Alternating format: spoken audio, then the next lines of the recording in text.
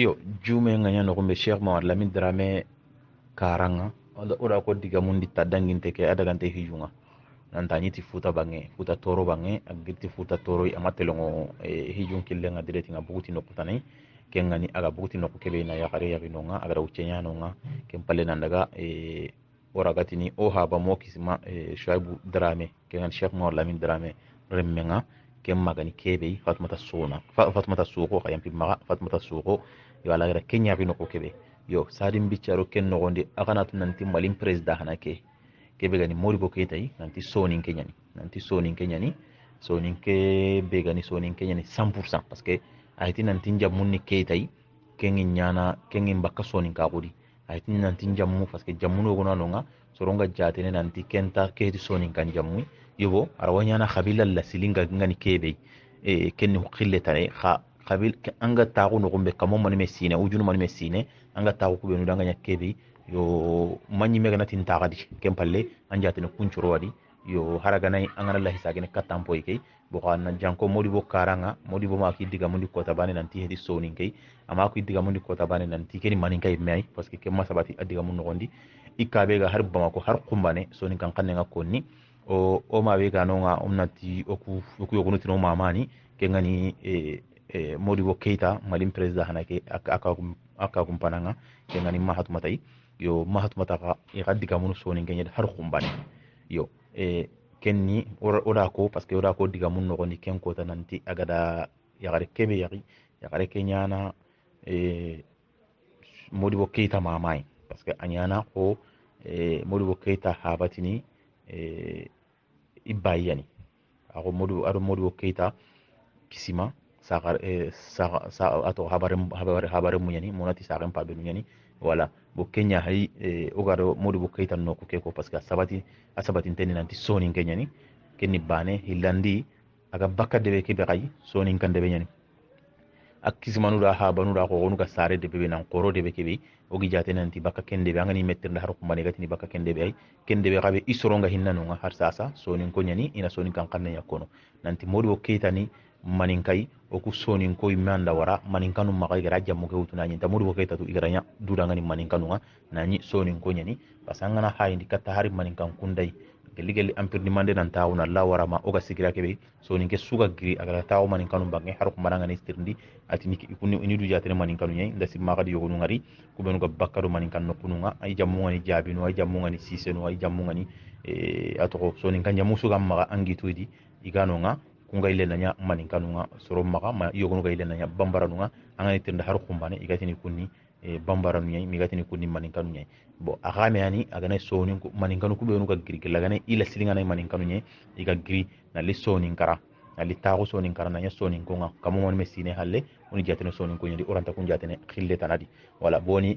har mare menni mani har mare menni kanne ado lada ndu dambe nunya lada kero dambe nganya kebe anyana kenye kenya no gatino malo ko lengo malo dambe nga boni sonin kebe angana bugu sonin ko nangara tagu manin kanu do mera anda sonin kan dambundu ila da nundi kan ngara anda manin kanu kalle mutu anja tene kunyadi manin kabe ga ganat sonin ko bangenga angana sonin ko dambundu ila da nundi ko mutu anja tene kunyadi kunya no gondi wala nda simma ke hay modi bo keta nu karanga nan ta jammunni ke tay peut-être la wanyano na tabu sunjata di yonda simma ko romma mun go hananti sunjata kan karom billahi sunjata ma sa gani sonin kenyai ha be nyani keita nga bo kem kayta manin kabe gani o gana ton caage on daga kem pay o gana ton caage on daga kem pay onani atro kayta nu ak joppe parce que jamu kayta an ciaw seren kamma ida sabati ni nanta joppe mania a joppe sunjata kayta kem palle kubenu gani sunjata kayta maga intini dangan coordinateur nya coordinateur nanti coordinateur nu iwa sonin kondi iwa manin kanundi kenga ko ni nanti o gana tona kun jamunu kutu o nyini yogono no nga ko gabe sonin kondo manin kanu parce que susuni do me ganni ko sare ko gumu ni magra sabati ndi mo gombe nanti ti sonin kondo manin ka aro angana tanni ijjate su isunya na khilibane isuni khilibane kay geli gandidate nga yo alla wa saban kitana di sirsiringa parce que anga asabati nanti khillu be no ga nyakote kama khillu ku bosi ni bakame no nyadi wala boko anga na bambara ko be ganu sasa ganni bambara ko manyino nga ko ngada ko bambara non ngaro bambara ko ndo segu taxendi tabe nga digama kamma nanti ko gano katini bambara a susu lasili ibogu sonin ko ado manin kanu ñano gondi iga ile nanya bambara nunga bambara ko ngari nanya ko xille mo nanya xille he angana tan caage ganni halle honne wala ndasi mammanin ka ko xani kunduñey ado sonin ka ko citindi yana me geli geli ganni kenga ko ni nanti jamunu benu ko maga manin kan geli ga manin kanu ndi iroktene sonin ko ndi soni jamunu benu ko maga sonin ko xadi sonin ko xamaka iroktene manin kanu xadi yo kiya hay mukaddima nga manati introduction nga ngara kebe nya pour que tasihu be ngarni corriger de be nya ndiga mun nogondi nda ko nan qaso nanti Cheikh Mamad Lamine Dramé aga buguti debe kebe ke debe keni atogo dire ay ka debe keti dire debe ngam malindi aga kulukoro marandi nanta ga khayi marandi kita bange aga jate aga tana da dire kama bugutino aga empe ken dire he khataw nyanya sahandanum karanga igara khataw ke hoyndi serebe gara khataw ke corriger dangani ndasi ma Cheikh Mamad Lamine Dramé anyana akismaru yogo noy kengani Bakar Dramé aga san mali njamane nogondi ayanda hoyke corriger dangani yagara maluman kinoy kempale nangirna bahasu nya pour que natu bahasu maluma ke sahambala gunda sahantahu ado maluma kase ke kara yo kitena tunanti maluma kase ke kenya hiti tongu maluma kurumba ke ani tongu kencha bato maka yo nanti aga bogti debe kebe dire heti awa debe kenta kitaka aga bogti debe kebe harengara digame kebe ko nanti debunyeri ka he parce que aro wakatu no sonin kara hino gona nyagamino maka sorobe nuga wagadu mali no ni dappe be to ngani wagadua ado sorobe nuga debunyeri wakatu no oy nyagamini medi oy sunyana bane o simana nanti debu ko no ga wagadu kunde bano ani debunyeri na nyin tabana mali nga angana taksimatum pay atoko mali hoyenga regionalisme pay mali no ndanga nyini isusuna region bane no parce que isusuna kulukoro no gondi presque o suka kulukoro no gondi sasa o ko simana nanti suni bane kin tabana so nin kan dapu mpiliani iganta bana debunyeri ikunga nonga kunna ido banamba do kumpai banamba cercle no gonyadi tuba na utoko tuba no dokter wanu ndagana kunya hay debunyeri ya ka kunde bunyeri ido okati no kubeta wagadu kunga nara cercle no gondi kun kado debunyeri tabana ikun kani sonin kan debunye igano kengani metari qas nyani sonin kun tar qas nyani boni debu qaso nganonga kunganonga geli wagaduga itake nga wakati be kenga ko ni nanti ken nagane sonin kanda pebe do kumbi qasengantinta sonin gonga ni capital qasebe no kubero no ngantinta kenni ken wagaduai ado nyoro oga nyoro kebe kono ma kingi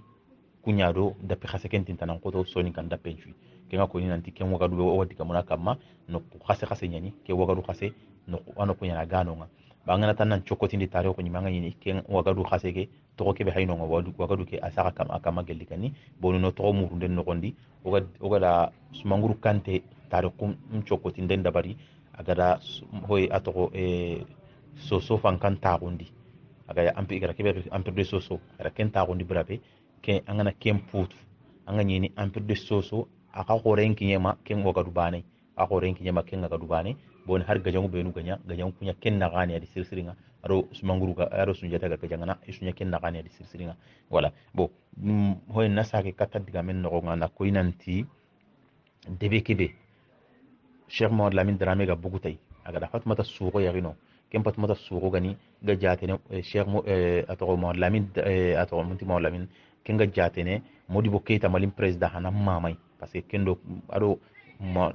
Modibo Keita kismaga saren pabenga ibaka debe ke heti dire debe ke ni gire ho soni kan kanendi ho nganonga da sima kampi ho nyani o gati gire nga debe ke to nyani gire ana wakadu dapenya so ogana utu asoni kan utu ana wakadu dapenya ana wakadu taren no nyadi dapenga nati dapenna do ko ngana ti gajaga jombogu gidi maga jafunu gidi me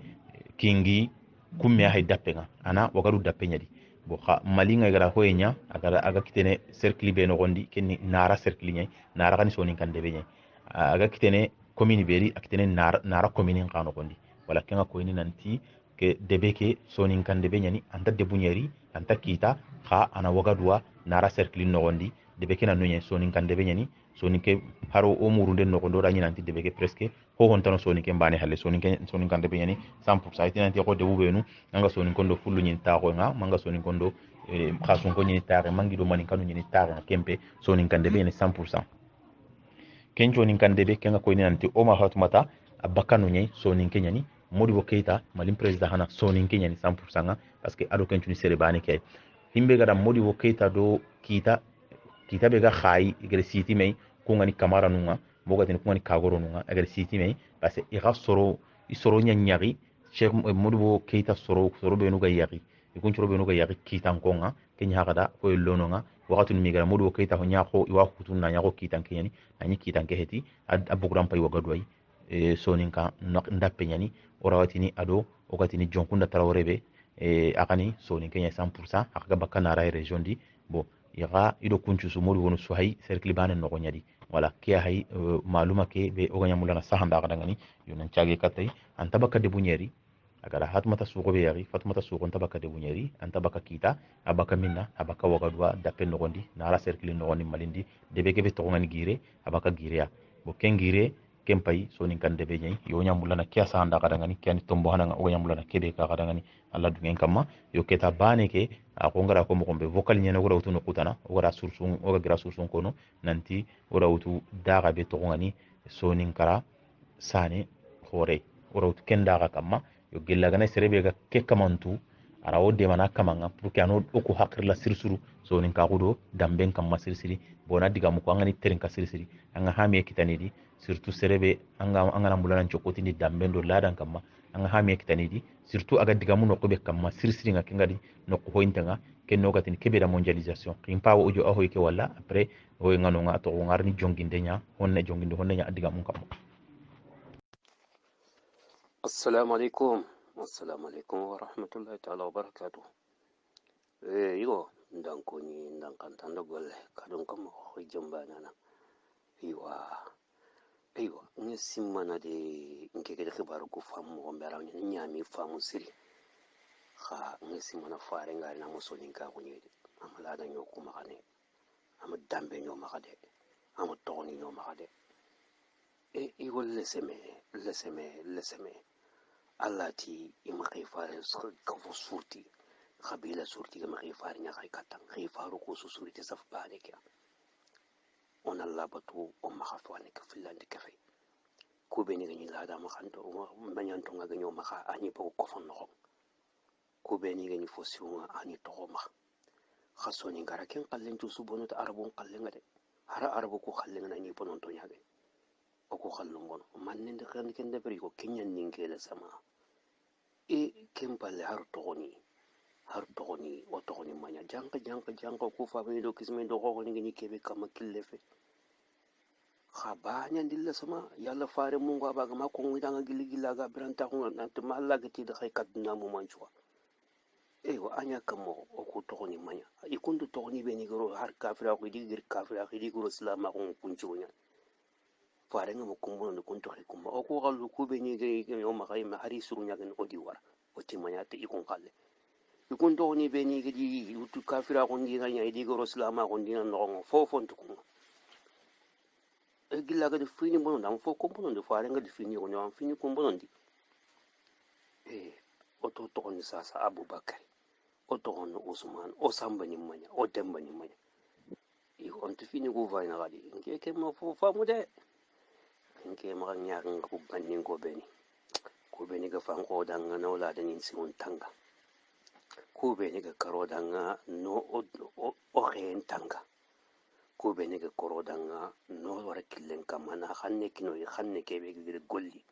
xanne ke o xanne lebu gante xanne ko xanne ella gante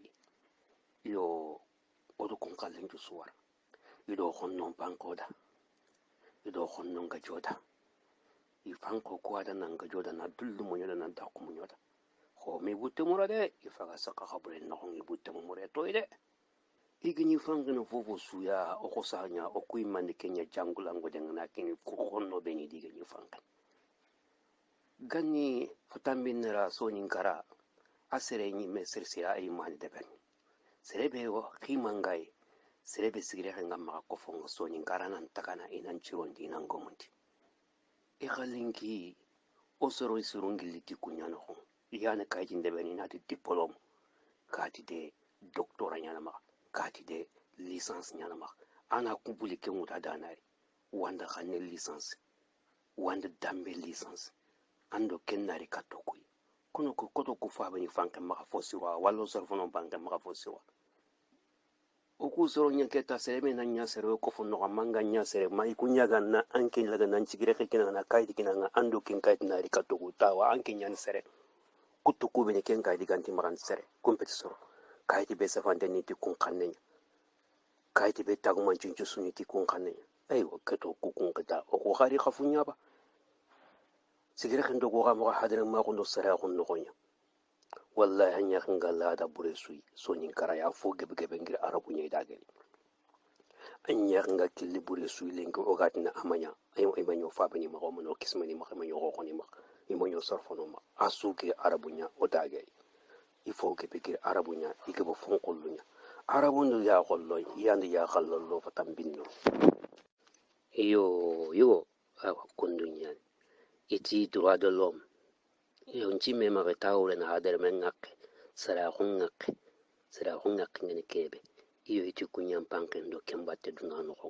o khase khay oti yam panken da batte dunano ko iti sharia nin ta gondo onyi nyonya ren kam ani ki tu kan ta gondo onyi nyon kam no khallun churaga ni bononti ka wafi o dangene ke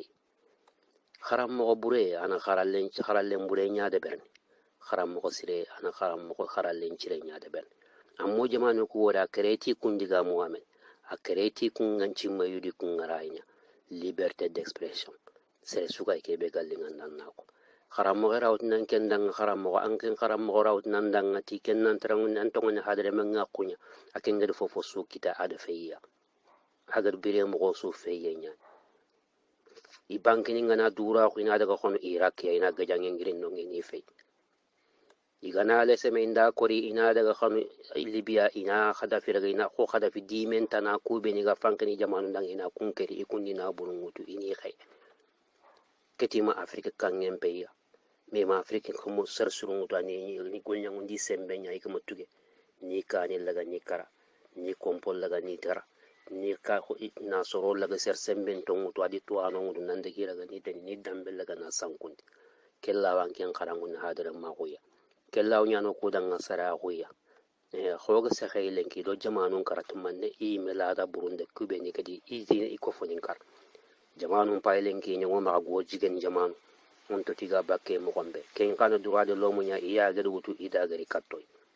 jamanu pay ken lenki ram men ta khasara kitte yande ken kawti gari kattoy beyri ito danga ore mo nyanu futanti mar remmen na sare sino nyeri anna utanare kun karanka yana kamma iga marna mo be gallinga kelle men ta nyana hanken choy kunyana droit de l'homme ada go khado on cimme gilli o sarano nyaga do ko sarfono nyaga droit de l'homme de walli yaga di walli ku nyaga droit de l'homme hadare men ngana kuti duya hadare men ngama sakhi duya an wanda khalle nya fasoni an wanda khalle bure nya fasoni khalle siren korno ko foni mpaye lenki yogontorono agama daga nya merinya idi yagarun jamba yugunga idi yagalle mon pilli jamba me oti kunyana droit de l'homme yagarun ta kan sikun yugun kittunga fofo sun yagaru nya kittenga yana ko fontu nan kota allah ke be gadi yoko mutu naro yugun kitten yukunti kente nyana ikunyana droit de l'homme yana fo de ko fompa yi abono magalenki kube ni gama droit de l'homme to ko fon cirin ni ya ikittunga o fo abeni o kisimani o ko ni ko fonga siro mo kombe agna nyo gambuti ken kille ona siro sere fo sire gana nyam maga mo bono maga wanda khallewtu tanga awre bakka kempalle atora leni kinyanga ko fonin kereti droit de l'homme nyalenki ko fonin chanketi e liberté d'expression nyalenki ke su fay lenki anya sorondanga jangulangode ifa go kani no ngay goro mum marna seren taka samba maliki dalla file mum payni antaka khisan terin kana seren taka domon le kamara terin kana soron taka sertna sonin kara khor o nya kunu katarambo nyalenki ado Jean-Claude Van Damme ni kunya nyongo danga yugusiru o yugusiru mpai kani ga sankoma ona to nanti an gana daga jamani su ga mulin daga kane kunni jigu surun kisani nyara gane iginya na gille filemu ya ni nya gille fot na ira monga ta ko ni gi fayina butteri no ko kulenki on te buttero no mun no to soro kono oni buttelo no oro mun no nga tiragano nya ngono nyankande tinkamben kamma nyuna nyankande ma sellinyellen kamma kuira mun kutumigi xempe nokko be hadare ma ko gantu dungane tay kunyane kille be lenki iga wurnu o kaani no ko fo adaga khadi on cimme hadare me sanku ye fet fo bure ka sanku mangan tangirre xetu kenyan balaw saado biccalato o gan sanku no ragan to khayla no falle ona yille o falle haklanto ngona khonga tuwano ngono khonga kharam mo ko demba sumare o dan kuni khada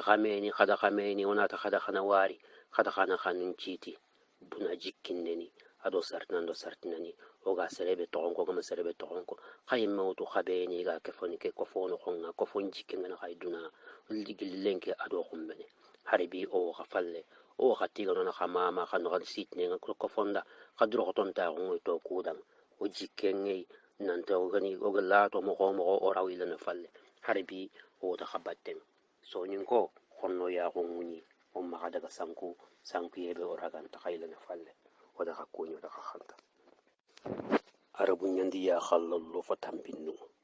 fatambinnu ndi dambin ci warata arabun dambe idi tokonin ci warata arabun tokoni haraga nani tokoni bega gemme hallaka kha arabin toko ga feta kenna toko manyandai gannin gondi tuwa ko horondo tokonin cikinti tokoni ku bega ni ko tagu manje hadaren medan agan dambin ci kunu katta an cige nga gilla khabilan no gilla an jarayu onati sirati tokonyan soma awureyani ayani iswaba soma onati katini dembanya wala sambanya ama jere an katirindini manga da sigere hentu kofon no khonga afa basare yundo asa khasare yu khallenki kota kuncu nyongo na katang tungaran kay gilli o dina no khonga gilli o sofon no khonga gilli o tokoni no khonga o tokoni nya to seret ni tokoni nya khabilin tan tokoni nya kubeni meganari angana to tokora fa yi ganta tunu nanti tokoranya ada won cimmede ada wona fayi yakadi wonan cimme wonan takasi natun nanti o kismeni do khokhoni imeri khafuyde ima khafu golle de khabonenya o kuy meni gadi fofo fanko dan o gata dan kemnya manya koni dimin na madangi anga fankalle men dan anga fanka am burnyeru ni dan nanti sere be gari nan palle khayenya ni anga de ta khoni dan ken khayni nafa ken sorogere kadi ken kay ya bagande nanyi lakinni an konno mame wara pada o sorofonon pange tomma kanya ko mo yiku soroda lenki o dunge to koma khonga o de junin kara na holun kara na ge na saharan boko nan to tele inform nyaro ndi kamandoro ke kamo yundoro ke ona gonni danga ona nyangi danga fofo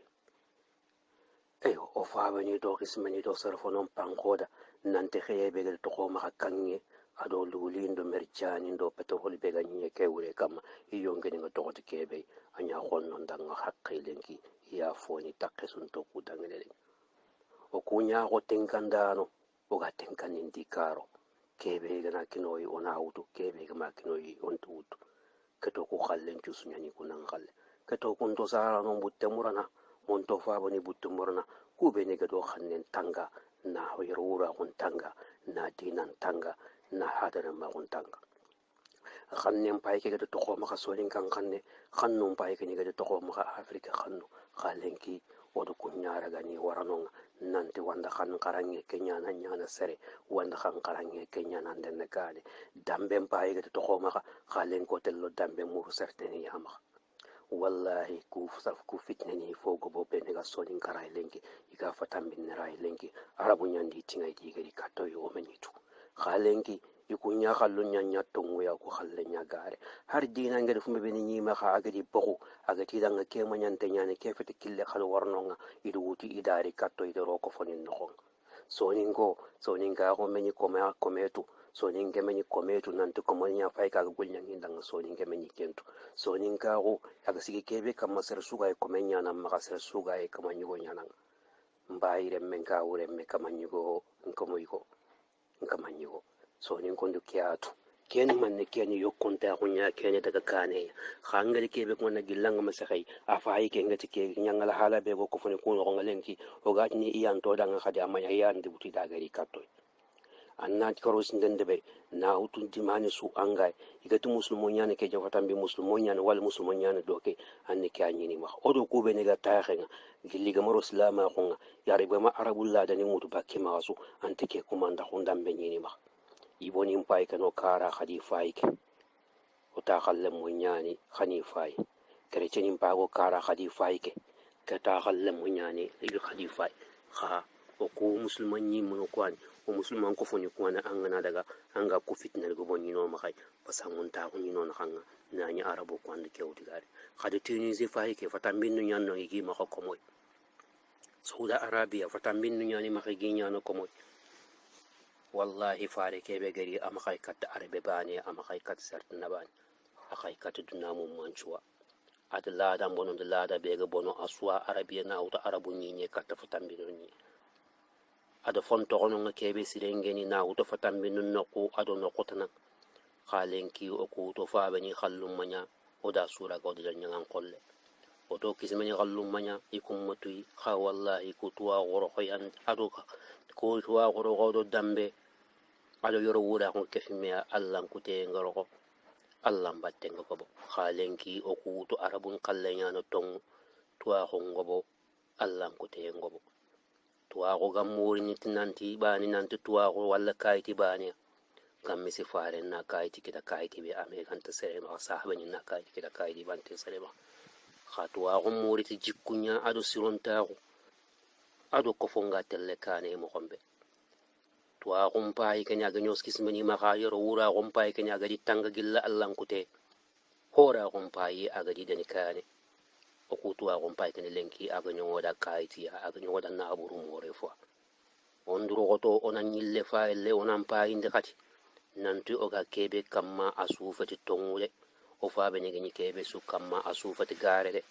horno haklu jakamba gandi katti bitto jakamba gandi kiti mpaga ni sigi o yimme game kitini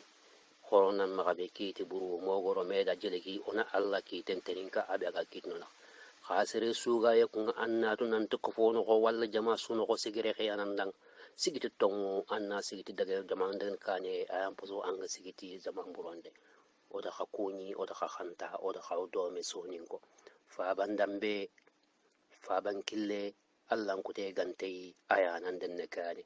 sakkati ka aka gamuti dinanya ko fa bani damben do fa ban killum po gabe gamuti sadana ma kondo sara gonya dinanyi me bar saranta gonya do saram balago khoronduro goto onatu nanti o fa bani ni soronya ikafeni soronya ibugo soronya idaga soronya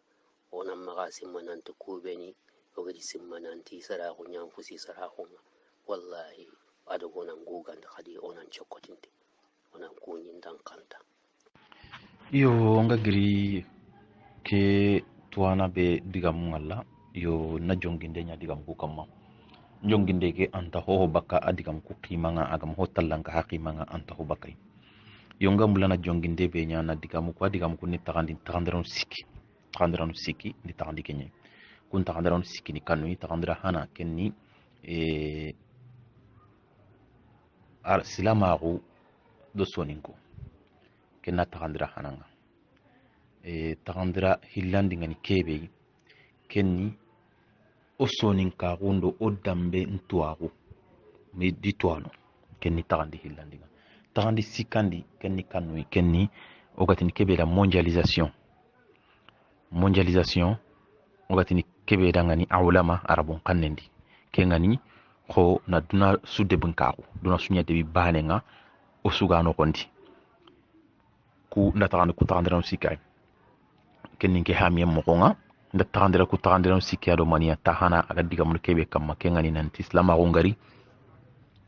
ada kafirun ni jikkuno gonu kamma dambu gonu kamma ladano gonu kamma togono gonu giya agari kubenu gani ho burunga di bosi bakadi ati kummanya kubenu gani ho sirunga iganta bonon de kinyana hoyenga dinanga ara kunto hadi ko konto kempa muno ko gabe wanonga o gatini samba no do dembanu be no go maka o metto ko nyani wure burentiya hohontiya agado dina nga me sorini oto balla kunga nanti tono togonu nyana ato arabu mbane togonu nyai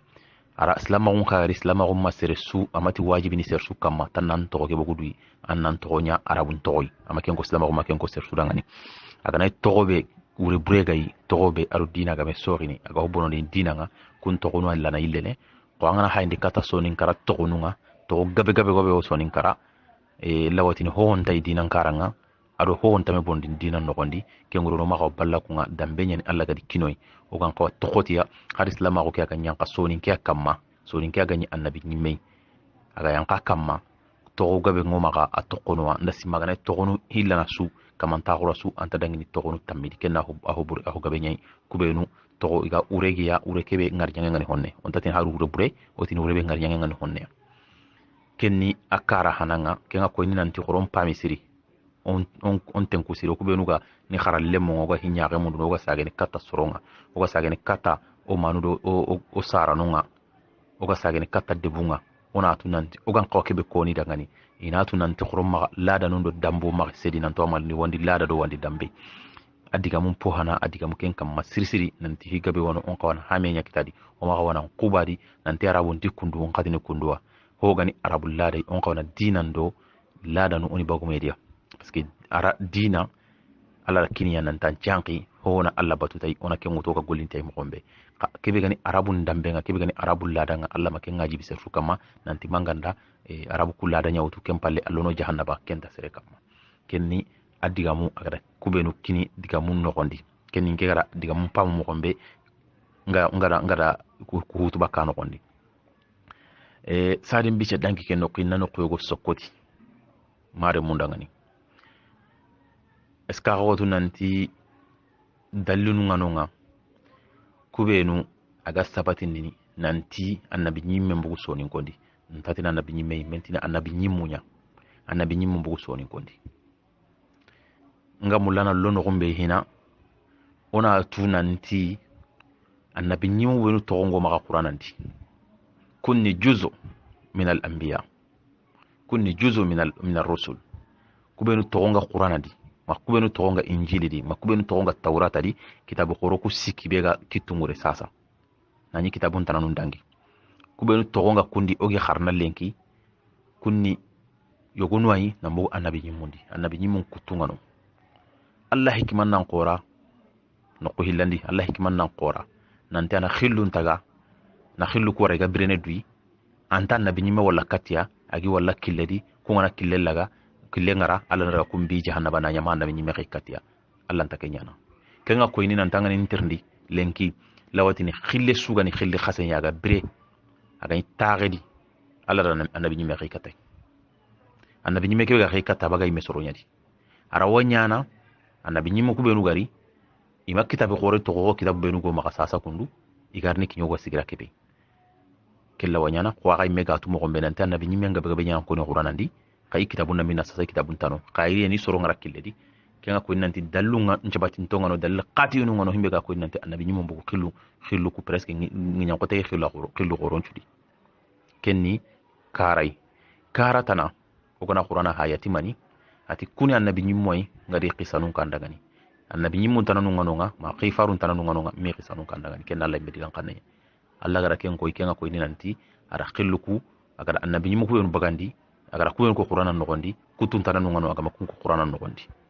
aga makun ko qur'ana nogondi kun chankin tenyani qillu ndo menaga kudo hada ma gon curaga kane kitana mo gombe hada ma gon curaga Allah tunu mo gombe iga Allah batta mo gombe kiya hay dallunu yogono kebe ga sabati ndi nanti khillu tananu benu ga nonga o maga meri ko arabu nga kebe no soro nyin ko landi nanti arabu ndo yahudianu nga kebe no soro nyin ko landi nanti annabi nyimun cubogu arabu ndo yahudianu yadi deja tongunta kendi har kota bane kota tongunta kendi annabi nyimun mabogi bane di annabi nyimun chankinto nyani anta qur'ana no qusu anta injili no qusu anta tawrata no qusu kebe gatini annabi nyimun mabogu seredi akamanya yahudianu ndo arabu bane anta nonga kenni kara yogoy kara tana kebe ga asabatindini kebe raga sabatindini bil adilla qati'a na koyna nti sonin ko in taagun misra sonin ko ngai taagun misra ndima ko nindiga mun nogondi lawatini annabi nyimme po gore nchu asu dangeti misra dallen to maga ko annabi nyimme khoro kebe ga koyni nanti misran ko he dallen to maga kebe ga koyni nanti har sonin ko he ken dalle suntano bon ibre misra no gonyari ika brene misra no gondi wakati kebe kembe sonin kenga tagendi nonga sonin konga tagendi nonga alla gara kubenu dambe jew kata nanti bani israila amati bani israila ani amati kunyani yahudiya nonga parce que lazim ona farqun tubaka bani israila wal yahud bani israila kenni sorobenu ga dambe jew kata sayyidina yaqubu kunyani bani israila israila remu aken israila ayani sayyidina yaqubu kenni sorobenu ga dambe jew kata akubenu gatini kunni yahudiya nonga laysa kullu yahud bani israil وحتى وليس كل بني إسرائيل يهود mania boni yahudiya nun ni sorobe nuga tokki kempalle do sayyidina Musa batenga iga mali sayyidina Musa qillenga sayyidina Isa gari ga bara sayyidina Isa nan tonta dungen sayyidina Isa o jokini do kiyai ka dalle ngawno ngakebe ga koyni nanti soronga be nyino nga yahudiya go nyimedi ga tokki do sayyidina Musa halle ile sayyidina Musa batenga la sayyidina Isa gar nan batiro sayyidina Isa halle ile bakaru sayyidina Isa ga batenga na likahu farenga kisero ne maga kamma kinga koyni nanti dalle sunto ma dalle qate kebe ga koyni nanti kubenu bani haynunga kubani ani bani israelan konga kubani ani kubani ani ken dalle tanunga kenni kare karatana dalle sabatin te sunto maga annabi nyimoni kubenu ga dangi aga manya allah megara kubenu ko nanti khille ne kiyai ikhne ogi khilletu parce que kubenu ga birene misrang nyang ko ten kamma ikhi kan khilledi parce que gani misrang nyang ko ten kamma wakati kebe kubenu ga soni ko ngayino kubenu ga khillun tanu ngayino ibakka kan khilledi ken dalle tasir suma kanu ngayina kenni kare karatana ko sayyidina Luqman da simma sabati kitab qasun no on tariq qasun no gondi nanti sayyidina Luqman kebe gano nga sayyidina Luqman misran kenyani misran ken qabane he dallun tananu ngano kebe no sabati nanti aswani kenyani so ngonga baka debe kebe nanti aswani kenyani kum cugana sabati anna sayyidina Luqmani gelingana titi yahudiya nundo arabu mbane na nabi nyimmunga anna kendo yahudiya nu titi ni me kammo anna kendo arabun citini me kammo Allah tanyana parce que wakati ndani arabe tay me makinye misrang yang koten kamma agari suari hajo yana jage kempale nanti intaquno ngo tare mo antano kubenu gati kunni bani israilai kunta gunte nyinonga bani israilai bo ngana bani israila ta gunte be ganyinonga ikho tarikh gumun gara sabatindi yahudiyanu nyimenu karanga gara sabatindi aga kitana iktabe be tongani talmud aga kitana kendi iga hatan bin logono ken kitabe no gondi kitabe kiga sabati ndi nanti ko odi nyakko odi gi wutuni hata firawno ndagi wutuni nyakko monye na nyakko monye na liti yakko monye ko ma gonye misrang nyakko ten kamma ken dalle sahihu suntadi ken dalle ni atanni na hatan bin lakatu na hatan bin bonondi na ko nanti ko hatan bin ni barbar nu nye ida ko ken cabunye ka kempeti haqiqai manni ken ga hiti haqiqai na iri yanko diga mun no gondi iri kam mo misra sayyidina Yusuf andirti igatin kebeda ato bani israil sayyidina Yusuf andirti sayyidina Yusuf ganya misra ko tabe aziz nganonga ganya misra qarlemu ganya ma ko tabe jigini qarlemu ganya ma ko tabe ken ko tanyani agada ko agana sayyidina Yusuf kisan qur'an no wondi adu har kitabun tananundi agati dangani kadaga gadi marim paballi agara kurun chulli ikumbe nukani sayyidina Yaqub fayinga bonjonga igi yokungu tunali misra kenga ko ni igarni misra imme andi yokungu tunali imara garage fankai har kempalle aganai iganya frano nungara ifankanga setu soro yogunu gidi kunganya golnyangano nga wala nda simma yahudianu nyanda ko yake tashwishu kempalle soro yogunu tafsir gumo yogunu khagada atoko israiliyatu ngutu igatini kebere israiliyatu nga kenga no kona Qur'ana no kuno gono tu bakka mana Qur'ana tafsir no kuno gono tu bakka injili di mana tu taurat di nantanga Qur'ana tafsir ni tikenga iga yahudiya no fikra no tu naliti kunga kenga ni na atambi no nyimme sura mbono di nyam koten kam wala nda simma angana hayndi katay sayyidina Yusuf gani misra wakati kebe kenga ni soni ngomba bo misra kenga tinga sayyidina Yusuf gani misra wakati be kenya ni wakati kebe awo haramare mun kube fankanga kube no kitendi kube no ga kamonga ibutungu yintongani kata har wandenga sayyidina Yusuf agara kebe nya gara tugati nanti korona manga sankarale mungkin agati gara manga sankarale mungkin nga igadi ihutu ni rakitendi kenga ko ni nanti serebe gara Kenya kenka mantarni ya barbaria nanti tinna atoko kenjire bana kati nanyila toro nanki sigira yoy bo lazim yani lazim ona nazara nya kenka masiri siringa ona nkatina kempamu yo ndasima ogana to mpaindi on chokotindi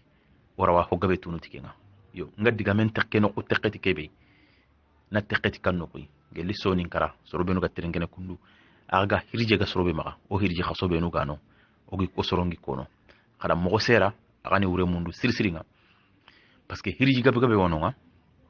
ikiteti soro qaso be no to ana qaso nyani annabi ni maqaso nyani khifaru qaso nyani igani hoynun qarna igani kubenu qarna igana igari kharati sonin kenya su kunya haytinno maga uga golini ti asasa sere taga na gose iga saga ni tikebe sere kitega na gose iga saga ni tikebe no dungutu gana serebe iga jarana tikebe honcho pe gana serebe iga jarana tikebe kahiri gana serebe iga jarana tikebe qadi ure hay agani ure sokoti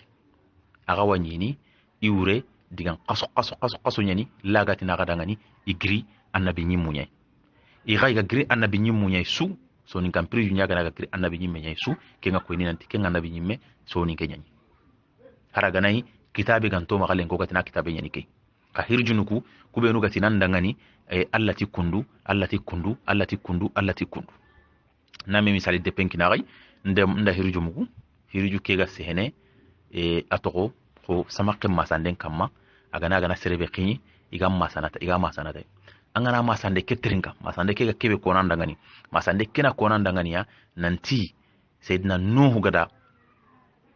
katang samakke ke anke amma ko tabe agati wo wutuna ro hure nogondi laydo xanne nya nanti nta antoro nuha agara kata ampa bay ko tabe na wutuna ro hure nogondi ati ntantoro no nuha iwti anallo hure nogondi kundunga kungara nuha korosi mo gombe man nanke qaraga raganta nuha kismarundo nuha bonjongon korosin kundunga hirje kena kya kamma awa hirje ke gana khare agana samaki gana serbe kina gana masai ke to renga gana bane hillandi aw nyana sababu aga jarna kenga ko ni nan tangana tannan chokotindi kubenu su ya kono kundu kenga ko nanti ora kutu o soro qaso nyai o wutu soro qaso kubenu tuana qaso nyani ko na misali de penki na gai ntatuma ke nga kebe kono asa hante ni masa hante ha iga ngara kisa be khara nanti yahudiya be gada faren korto agara fare kisero ne maga kamma agara korten da bari naro nyaya tapenga na meselu lay na daga aro gere no gondi kempale igara ged me fo ke tapeke bagandi tapeke bugu halle iga fare kisero ne maga kamma aga tapeke khutunga sana tapeke khutu suwa sandenga aga qulnu kusiki kharnai ta dan tanto pour que na khuto ke wasa kunga nyame brabe fare ncha sasa serebe gana kengutu arabu be gana kengutu anda wutu koy anda wutu annabi nyimenye da simma siru gabe sonin ko maga surtout obenu ga kharno ko dutano ga su haramunu nani onti wuretu nani anga nyini yogono anunga iga kebe konanda ngani sonin kan kannendi angana sokoti na wuro tan nani aya yo wawre ado aya ge meme qur'anati mado aya timman tanga ge meme injili di haraga nanti injili be ganunga ma taurata be ganunga yille ikamannum maka kenga ko ni nanti alla gara nabi nyimu ku benu xey nawtu geli o haba adama na lawara masasai angi diga munyi ni nonga ido taurata ga menyi ido injili ga menyi ido qur'ana ga menyi kenga ko nanti gella gana annabi nyimu ko bogo kurisu hirju go mo go kono ara wonyana kumpirjunu ido qur'ana wa menyi no ko ido taurata menyi no ko ido injili menyi no ko yo ngada injili do taurata ko